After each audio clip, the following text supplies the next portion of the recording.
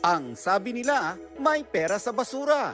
Pero para kay Yus Cooper Purple de Viri, ang basura pwedeng ipang aura abisala. Via Ivo Messi, talaga namang powerful ang ipinamalas niyang husay.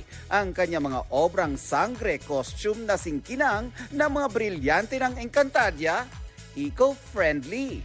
Yari ito sa mga recycled material gaya ng mga plastic ng instant coffee, shampoo at chichirya. Saktong-sakto sa nalalapit na pagsisimula ng Encantadia Chronicles Sangre. Ayon kay Purple, isang buwan niyang ginawa ang mga ito. At di raw siya nahirapan sa paggawa mas natagalan pa raw siya sa pangungolekta at paglilinis ng mga ginamit niyang material. Laking kalsada raw si Yus Cooper Purple na ang pangarap maging isang fashion designer. Pero dahil sa hirap ng buhay, tila naging imposible na ito para sa kanya.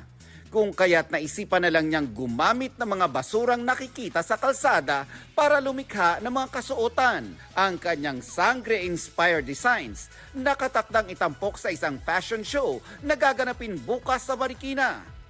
Trash yun? No! It's fashion na sinamahan ng matinding passion.